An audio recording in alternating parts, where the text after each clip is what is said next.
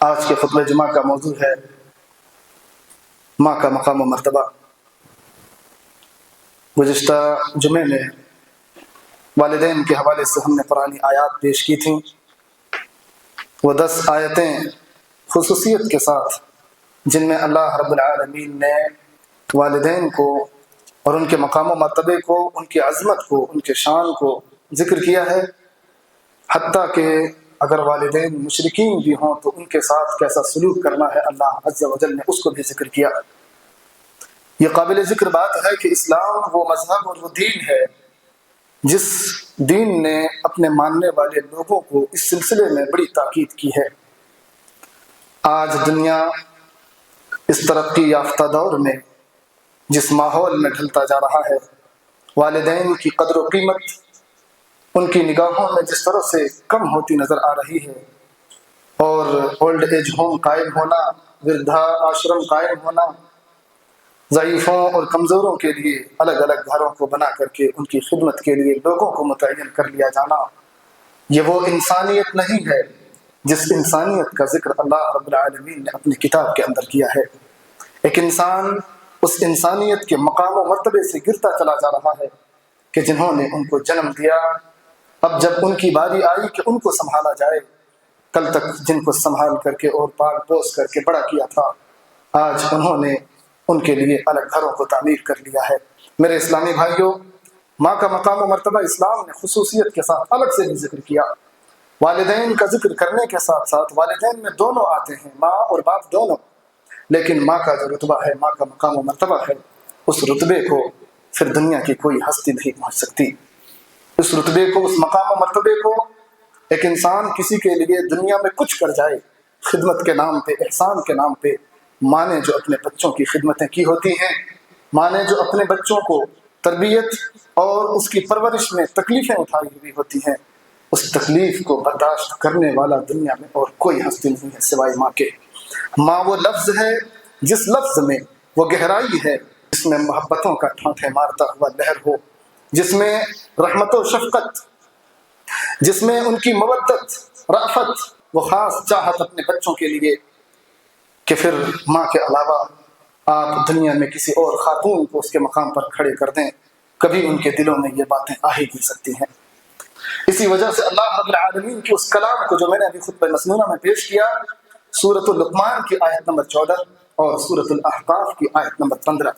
ان دونوں آیتوں میں اللہ رب العالمین نے انسانوں کو حکم دیا، وہاں کوئی مومن، کوئی مسلمان خاص نہیں کیا، کہا کہ وَوَصَّيْنَا الْإِنسَانَ بِوَالِدَيْهِ، انسانوں کو حکم دیا ہے کہ اپنے ماں باپ کے ساتھ اچھا سلوک کرو گے۔ والدین کا حکم دیتے ہوئے اللہ رب العالمین نے پھر نام لیا اس کے ساتھ، کیا؟ حَمَلَتْهُ أُمُّهُ وَهْنًا عَلَى وَهْنٍ،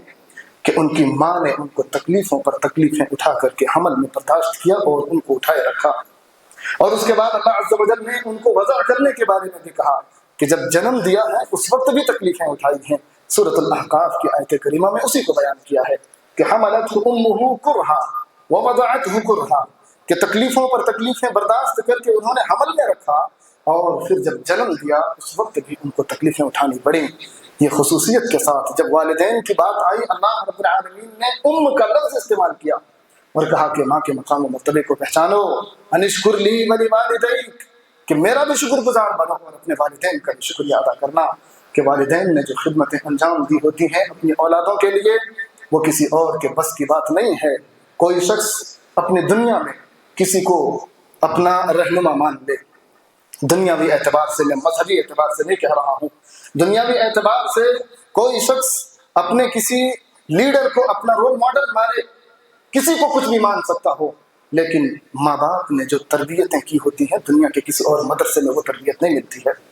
یا تو اچھائی کے لیے بھی ان کو تربیت وہیں سے ملتی ہے، یا تو برائی کے لیے بھی تربیت ان کو وہیں سے ملتی ہے۔ اسی وجہ سے اللہ رب العالمین نے قرآن میں ماں کے لفظ کو خاص کر کے اس تعلق سے تاکید کی کہ حمل میں بھی رکھا، اس کو برداشت کرنا یہ کس کا کام تھا؟ صرف ماں کا کام تھا۔ باپ کو وہ احساس نہیں ہو سکتا ہے کہ 9 مہینے تک کیسے بچے کو برداشت کرتی ہیں، اور جنم دیتے وقت جو تکلیفیں اٹھاتی ہیں وہ کوئی اور مشین، وہ کوئی اور دنیا کی ہستی، دنیا کی طاقت نہیں اٹھا سکتی ہے۔ یہ صرف اور صرف اللہ رب العالمین نے ماں کے حصے میں ڈالا، اور اسی وجہ سے اللہ رب العالمین نے یہ مقام و مرتبہ عطا کیا ہے دنیا کے اندر کہ اپنی عبادت کے بعد ذکر بھی کیا اگر کسی کے شکر کے لیے تو کہا کہ والدین کے شکر اور ان کی احسان مندی کو نہ بھولنا۔ والدین کے ساتھ اللہ رب العالمین نے یہ معاملات تو قرآن میں ذکر کیا ہے، نبی کریم صلی اللہ تعالی علیہ وسلم نے اپنی مبارک زبان سے جو باتیں تاکیداً کہی ہیں اور امت کو اور اس دنیا والوں کو نصیحت کی ہے ماں کے حوالے سے، وہ ایک حدیث خطبہ مسنونہ میں نے پیش کی، صحیح بخاری و مسلم کی روایت ہے۔ راوی حدیث ابو ہریرہ رضی اللہ تعالی عنہ ہیں، کہتے ہیں کہ جاء رجل الى رسول اللہ صلی اللہ علیہ وسلم فقال یا رسول اللہ من احق الناس بحسن صحابتی۔ ایک صحابی آئے نبی صلی اللہ علیہ وسلم کے پاس، اس صحابی کا نام معاویہ بن حیدہ رضی اللہ تعالی عنہ ہے۔ معاویہ بن حیدہ رضی اللہ تعالی عنہ صحابی رسول کا نام ہے جو اس حدیث میں صرف رجل کا لفظ آیا ہے۔ کہا کہ وہ صحابی آتے ہیں، وہ پوچھتے ہیں من احق الناس بحسن صحابتی، اے اللہ کے رسول صلی اللہ علیہ وسلم میرے حسن سلوک کا سب سے زیادہ مستحق کون ہے اس دنیا کے اندر؟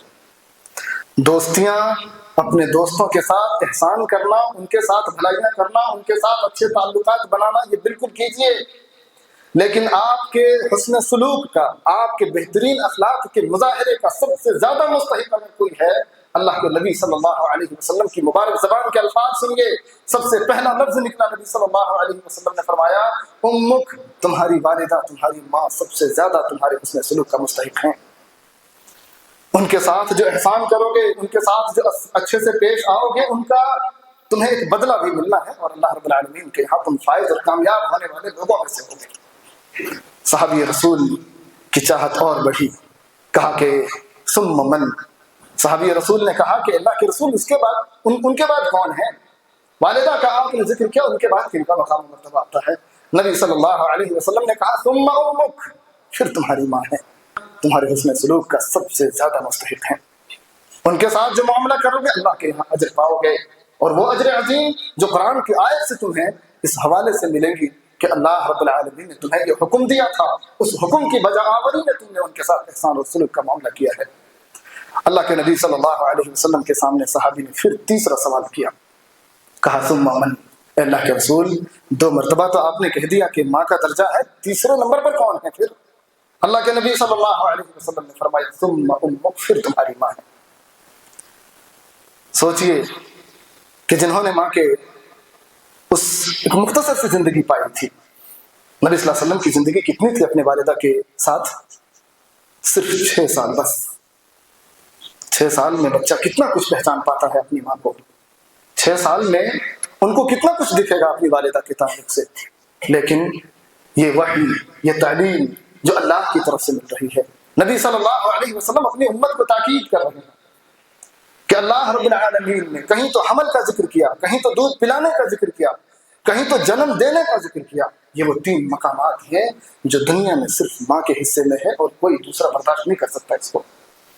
تیسرے مرتبے میں بھی اللہ کے نبی صلی اللہ علیہ وسلم نے فرمایا ثم امک، پھر تمہاری ماں ہے تمہارے حسن سلوک کا سب سے زیادہ مستحق۔ اس کے بعد صحابی رسول کا پھر سوال ہوا ثم من، اے اللہ کے رسول اس کے بعد کون ہے؟ اللہ کے نبی صلی اللہ علیہ وسلم نے فرمایا ثم ابوک، پھر تمہارے والد کا نمبر آتا ہے۔ والدین کا ذکر کر دینا کافی تھا، لیکن اللہ کے نبی صلی اللہ علیہ وسلم نے ماں کا جو درجہ بیان کیا ہے، محدثین ذکر کرتے ہیں کہ حمل میں رکھنا یہ ایک وہ مقام ہے جو نبی صلی اللہ علیہ وسلم نے فرمایا۔ اس کے بعد دودھ پلانا یہ وہ دوسرا عمل ہے جو صرف ماں کر سکتی ہے، کوئی اور نہیں کر سکتا۔ اور کہا تیسرا کہ تربیت اور شفقت کے معاملے میں باپ کا مقابلہ، یعنی باپ اور ماں کے دونوں کے درمیان اگر تقابل کیا جائے، کمپیریزن ہو، تو ماں کو فوقیت حاصل ہوگی، ماں کے درجے پہ باپ نہیں پہنچ سکتا ہے۔ اللہ کے نبی صلی اللہ علیہ وسلم کی یہ باتیں، یہ الفاظ اگر ہم مسلمانوں کے یہاں ہمارے ذہن و دماغ میں گھر نہ کریں اور ہم اپنی ماں کو لے کر کے وہ حسن سلوک کا جو معاملہ ہونا چاہیے، جو قرآن کی آیتیں ہمیں کہہ رہی ہیں، نبی صلی اللہ علیہ وسلم کی حدیث ہمیں تعلیم دے رہی ہے، اگر ہم ماں باپ کے ساتھ، اس میں سے بھی خاص طور پر والدہ کے ساتھ اگر حسن سلوک نہ کر پاتے ہوں تو پھر ہمارا معاملہ کن لوگوں کے ساتھ ہوگا؟ آپ سوچ لیجیے ذرا۔ اللہ کے نبی صلی اللہ علیہ وسلم کے پاس ایک اور صحابی آئے، اس صحابی کا نام ہے معاویہ بن جاہمہ السلمی رضی اللہ تعالی عنہ۔ یہ روایت سنن ابن ماجہ کی ہے۔ صحابی رسول آتے ہیں اور کہتے ہیں انی کنت اردت الجہاد معک ابتغی بذلک وجہ اللہ والدار الآخرہ، اللہ کے رسول صلی اللہ علیہ وسلم میں آپ کے ساتھ جہاد میں شریک ہونا چاہتا ہوں اور مقصد میرا اللہ کی رضامندی ہے، بس مقصد میں اللہ رب العالمین کو خوش کرنا چاہتا ہوں، اللہ کی رضامندی مجھے مطلوب ہے اور آخرت کا گھر یعنی جنت مجھے چاہیے۔ تو نبی صلی اللہ علیہ وسلم نے فرمایا ویحک احیۃ امک، کہا افسوس کیا تمہاری والدہ زندہ ہیں؟ صحابی رسول نے کہا کہ اللہ کے رسول ہاں زندہ ہے۔ اللہ کے نبی صلی اللہ علیہ وسلم نے کہا ارجع، لوٹ جاؤ، خبر رہا اور ان کے ساتھ اس نے سلوک کا معاملہ کرو، ان کی خدمت کرو۔ صحابی رسول نے دوبارہ پھر یہی سوال کیا، پہلے ایک طرف سے آئے تھے، پھر دوبارہ دوسری طرف سے گھوم کے آئے اور کہا کہ اللہ کے رسول میں آپ کے ساتھ جہاد میں شریک ہونا چاہتا ہوں، اللہ کی رضامندی مجھے مطلوب ہے، آخرت کا گھر میں چاہتا ہوں، جنت مجھے ملے۔ نبی صلی اللہ علیہ وسلم نے دوسرے مرتبہ بھی وہی جواب دیا، کہا کہ اپنے ماں کے پاس جاؤ، ان کی خدمت کرو۔ پھر تیسرے مرتبہ جب صحابی رسول نے کہا کہ اللہ کے رسول میں آپ کے ساتھ جہاد میں شریک ہونا چاہتا ہوں، اور جہاد یہ وہ عمل ہے کہ اگر شہادت نصیب ہو جائے تو اللہ رب العالمین نے کیا کہا وَلَا تَقُولُوا لِمَن يُقْتَلُ فِي سَبِيلِ اللَّهِ أَمْوَاتٌ بَلْ أَحْيَاءٌ وَلَكِنْ لَا تَشْعُرُونَ، جو اللہ کی راہ میں شہید ہوتے ہیں ان کو مردہ نہ کہنا۔ یہ وہ مقام و مرتبہ ہے جس کی طلب تھی ایک صحابی کو، لیکن کہا کہ اگر تمہاری والدہ زندہ ہیں اپنی ماں کے پاس جاؤ، ان کی خدمت کرو۔ اللہ کے نبی صلی اللہ علیہ وسلم سے جب تیسرے مرتبہ صحابی رسول نے پوچھا کہ اللہ کے رسول میں آپ کے ساتھ شریک ہونا چاہتا ہوں جہاد میں، اللہ کے نبی صلی اللہ علیہ وسلم نے پھر کہا ویحک، افسوس، الزم رجلہا، کہ جاؤ تم ان کے پیر کے پاس، تم رہو اپنی والدہ کے پاس۔ آپ صلی اللہ علیہ وسلم نے لفظ پیر کا استعمال کیا اور کہا فتم الجنہ، جنت وہی ہے تمہاری، خدمت کرو ان کی اور ان کی خدمت کر کے تم یقیناً جنت پاؤ گے۔ یہ نبی صلی اللہ علیہ وسلم کی جانب سے بشارت بھی تھی اس صحابی کے لیے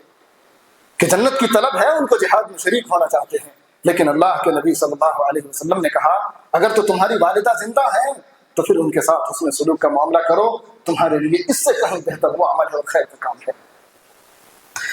یہ مقام و مرتبہ ہے میرے اسلامی بھائیوں۔ آج ہم اپنے مسلم گھرانے میں، مسلم معاشرے میں ماں کے لیے جو سلوک، جو ناروا برتاؤ، ان کے ساتھ جو استہزاء، ان کے ساتھ جو ناانصافی دیکھتے ہیں، یہ محسوس ہوتا ہے کہ شاید مسلمانوں نے یہ تعلیم یکسر بھلا دیا ہے، مسلمانوں نے یہ تعلیم بھلا دیا ہے کہ جن کے نبی نے یہ تعلیمیں دی ہوں کہ جہاد میں شرکت سے کہیں بڑھ کر کے تمہاری والدہ کی خدمت کرنا تمہارے لیے کار ثواب ہے اور کار خیر ہے۔ اللہ کے نبی صلی اللہ علیہ وسلم کے یہ الفاظ اور قرآن کریم کی وہ آیت کریمہ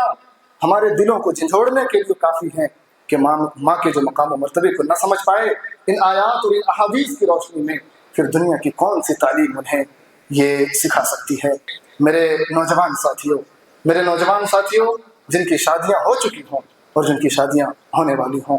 بیوی کی باتوں میں آ کر کے جو والدین کو اور خاص طور پر ماں کا معاملہ آتا ہے، چونکہ بیوی اور ماں ان دونوں کے درمیان پھر بیلنس بنانا، وہ تو اللہ رب العالمین جس کو خیر کی توفیق دے دے یقیناً وہ بہترین انداز میں لے کے چلتے ہیں، لیکن اگر تو بیوی کی بات مان کر کے اپنی والدہ کی، اپنی ماں کی نافرمانی کیے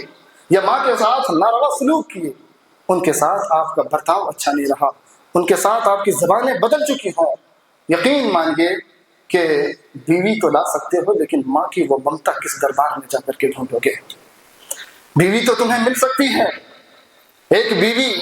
اگر چھوڑ کر کے جانا بھی چاہے اللہ رب العالمین نے اس کے لیے راستہ رکھا ہے، لیکن جس ماں کے بطن سے پیدا ہوئے ہو اگر وہ ممتا روٹھ جائے پھر وہ ممتا تم کس جگہ تلاش کرو گے؟ جس ماں کو ناراض کر لینا آج بڑا آسان معاملہ ہو چکا ہے اپنی بیوی کے مطالبات پہ، اپنے بیوی کے ڈیمانڈ پہ، اپنے بیوی کے ان خواہشوں پہ، کہ جب ماں کوئی اچھی بات بھی کہتی ہیں تو بیوی کی محبت میں آ کر کے ان کو وہ ناگوار محسوس ہوتی ہے۔ وہ ماں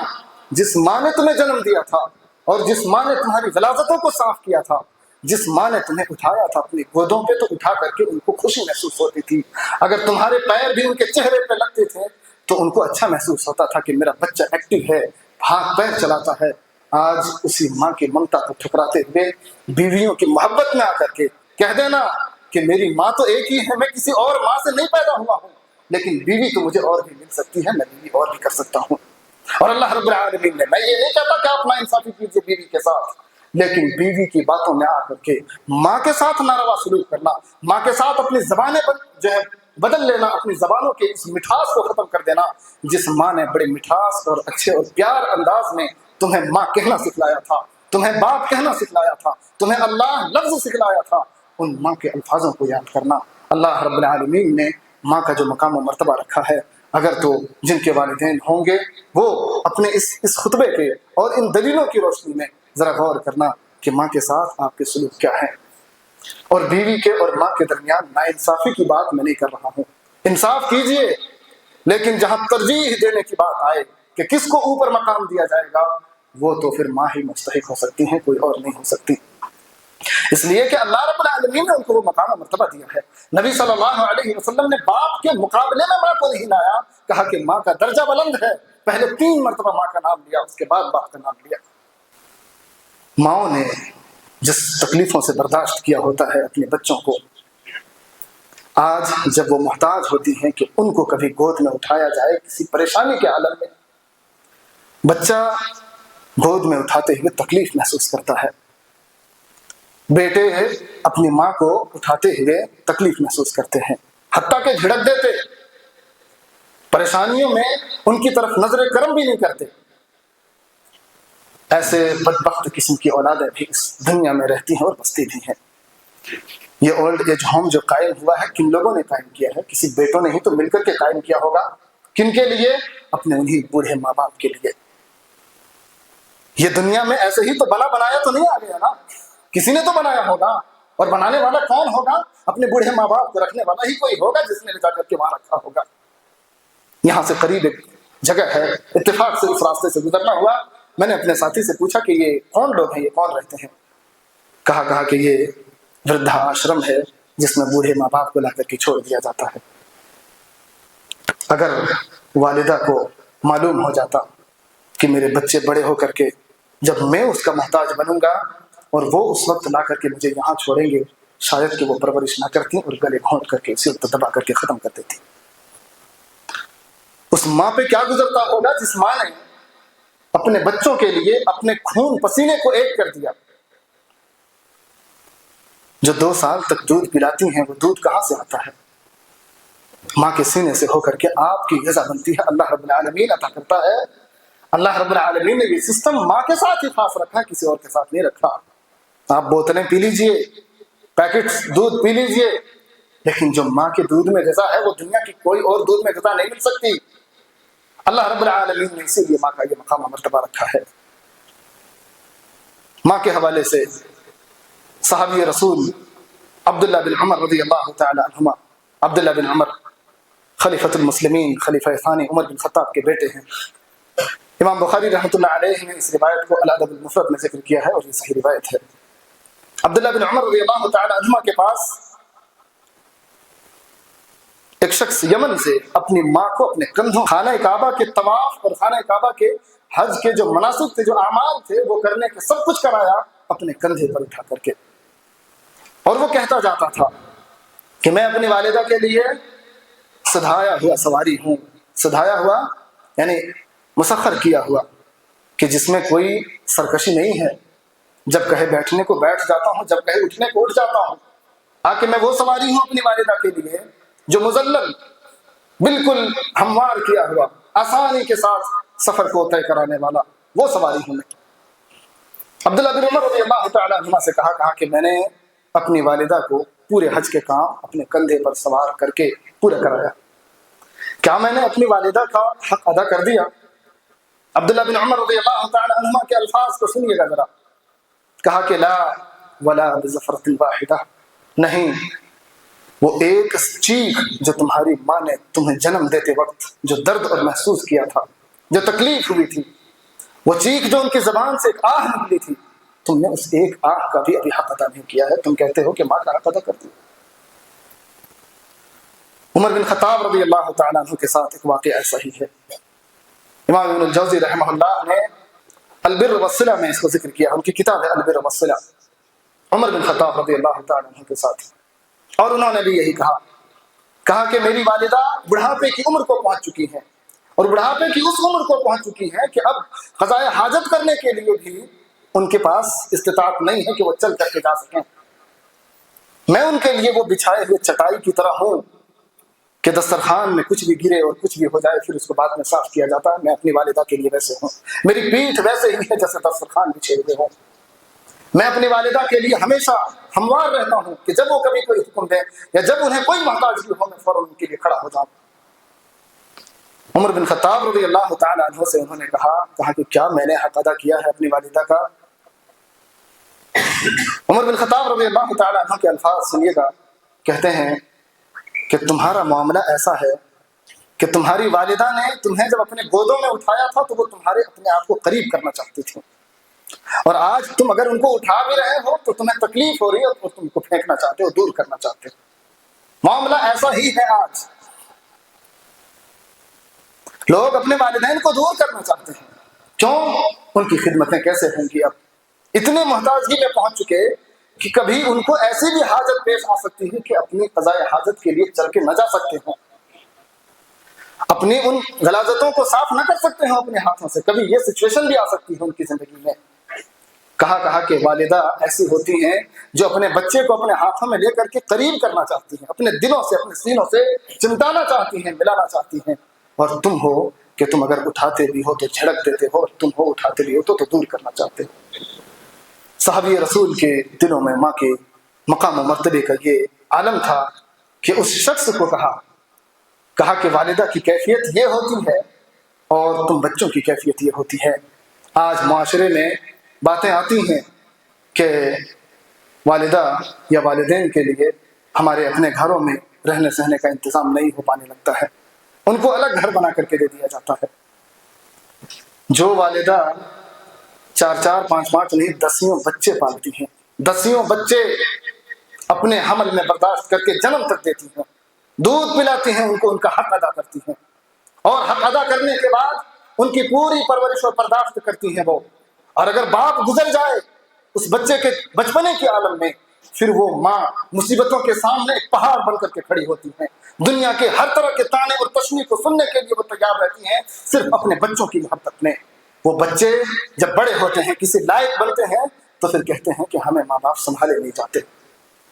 سوچئے، ذرا غور کیجئے، اگر مسلمانوں کے گھرانے میں یہ عالم آ جائے تو پھر کتاب و سنت کی تعلیمات کن کے لیے ہیں؟ پھر کتاب و سنت کی تعلیمات پر عمل کون کرے گا؟ کون ماں کی اس ممتا کو اور ماں کی اس مقام و مرتبے کو سمجھے گا اور برداشت کرے گا؟ جن ماؤں نے والد کے جلدی گزر جانے پہ، کہ ابھی بچہ چھوٹا تھا، اس ماں نے اپنے بچے کی پرورش کے لیے کتنی مزدوریاں کی ہوں گی، کتنی محنتیں کی ہوں گے، کتنے طرح کے تانے اور تشنیع سنے ہوں گے، اور کیسے کیسے حالات سے وہ گزرے ہوں گے. اگر بعد میں وہی بچہ لے جا کر کے ان کو کسی گھر میں چھوڑے، جہاں سے آج کل ہم لوگ سنتے آ رہے ہیں، اللہ رب العالمین کسی والد اور والدہ کے ساتھ یہ نوبت نہ پیش آنے دے. اللہ رب العالمین ہمارے معاشرے میں والدین کے ساتھ یہ نوبت نہ پیش آنے دے. مسلمانوں کے گھرانے میں اس طرح کی چیز کا سن جانا، سمجھ لیجئے کہ اسی دن آپ اپنے والدین کا جنازہ پڑھ کر کے آ جائیں تو بہتر ہے. اٹھا کر کے لے کے جائیے اور جنازہ پڑھ کر کے آ جائیے، یہ بہتر ہے کہ پھر کبھی ملنے کا موقع ملے تو زیارت کے نام پر جا کر کے ان سے مل لیں. یہ افسوسناک باتیں ہیں جو اس ویسٹرن کلچر کو لیتے ہوئے آج ان ممالک میں نہیں بلکہ مسلمانوں کے علاقے میں یہ عالم اگر ہوں، اگر ہمارے پڑوسی مسلم ملک میں یہ عالم اگر سننے کو آئے تو پھر دل میں کیا بیتے گا کہ کون اسلام والے ہیں، کون مسلمان ہیں جن کے ماں کے قدموں کے نیچے جنت بتلایا جاتا ہو، ان کے عالم یہ ہو سکتے ہیں. میرے اسلامی بھائیوں، ماں کی ممتا کو جو ذکر کیا ہے اللہ رب العالمین نے قرآن میں، انشاءاللہ ہم اگلے خطبوں میں بھی ذکر کریں گے. اپنے والدین کے ساتھ اور خاص طور پر والدہ کے ساتھ اگر کوئی معاملہ ہو ان کی معافی تلافی کیجیے. کبھی اگر ان سے بات کرنے میں بھی آپ نے اپنا وہ انداز اپنا لیا ہوگا جو ان کے ساتھ نہیں اپنانا چاہیے تھا، آپ ان سے معافی مانگیے. گزر چکے ہوں ان کے ساتھ اگر کوئی بات بھی ہوگی، ان کے نام پہ صدقے کیجیے، ان کے لیے مغفرت کی دعائیں کیجیے اللہ رب العالمین کے سامنے، اپنے گناہوں کی مغفرت مانگیے. ایسے بے شمار بچے ہیں معاشرے میں جو اپنے والدہ سے، اپنے والدین سے روٹھے پڑے ہیں، اپنے والدین سے روٹھے ہوئے ہیں. منانے کون جائے گا؟ ماں باپ تو منانے آ سکتے ہیں، لیکن بچہ اتنا آکڑا ہوا ہے کہ بچہ جا کر کے جھک نہیں سکتا اپنے والدین کے سامنے. اللہ رب العالمین سے ہم دعا کرتے ہیں کہ بار الہ تو ہم مسلمانوں کو والدین میں سے خاص طور پر جو والدہ کا مقام مرتبہ ہے اللہ تو ہمیں اسے سمجھنے کی توفیق عنایت فرما۔